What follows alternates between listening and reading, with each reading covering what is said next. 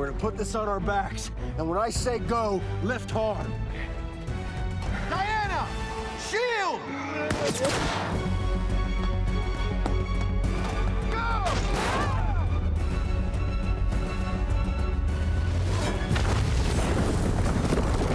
So good. Yeah. Director Patty Jenkins reached new heights in 2017 with her record-breaking film Wonder Woman. She became the first woman to direct a major superhero film. Wonder Woman made more than $800 million worldwide at the box office. Jenkins is back in the director's chair with a new miniseries, I Am the Night.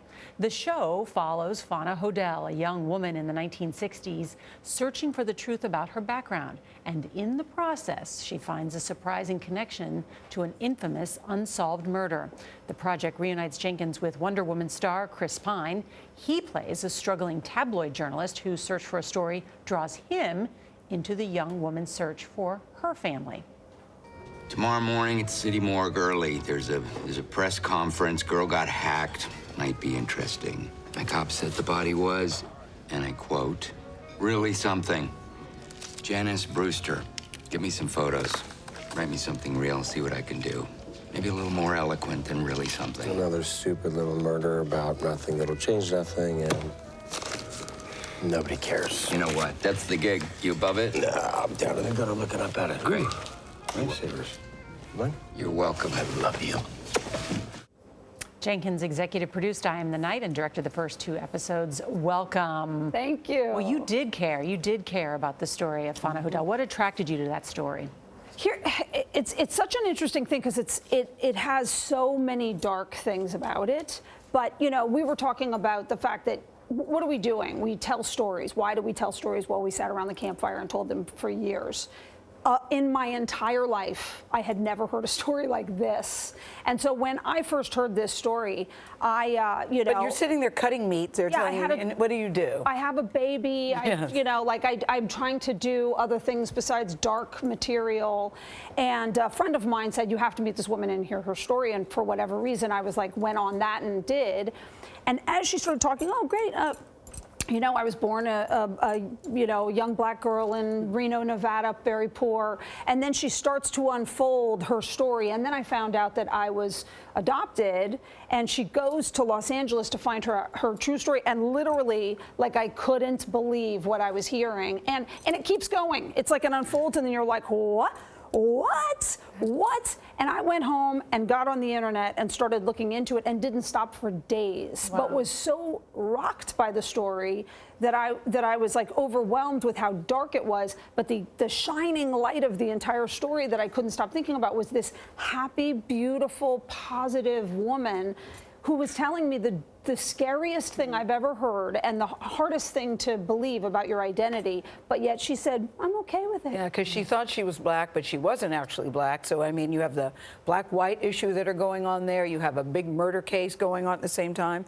So you get a great screenwriter, your husband. You didn't have to look far. Yes. And part of the dialogue says some stories you can't tell, some stories don't want to be told, and some stories will eat you alive. And that is what happened with this particular story. This was. People have tried to tell this story. Yeah, they have been trying for me. First of all, people have been trying to tell the story. What is the story exactly, Patty? So the real story is this woman's identity. She was hidden away for a very specific reason. Once you started to unfold what her identity was, it led to a mountain of very dark secrets that no one could find out. And one of the things is the connection to the Black Dahlia murder, which seized the country in 1947. Explain that connection, because that's its own incredible unsolved murder. Right. And it's only one of the things. Yeah. So it's the biggest, but it really does, like, it leads to the person who I believe wholeheartedly was the Black Dahlia killer. And it's as many times as I've heard that story that I could never grasp the why. And as soon as I heard the story, I said, oh my, that makes perfect sense. This is the person who does it, and that's why.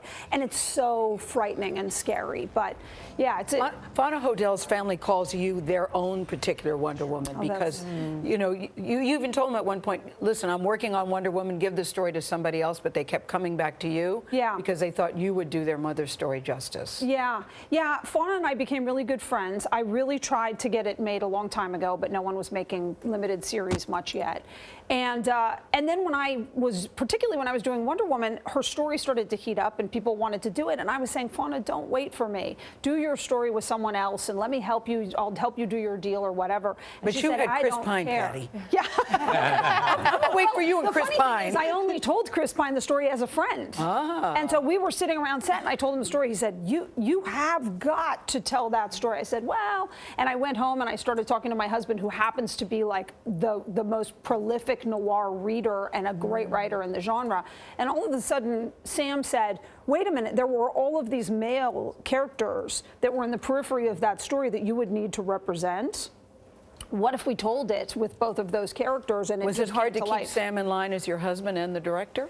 No. You all are still together, I see. Okay, and real quickly, we're running out of time. When's next Wonder Woman? Yes. It's July of 2020. All right. Okay. We'll want you Check your back. calendars. Yeah. I Am the Night premieres on Monday, January 28th on TNT.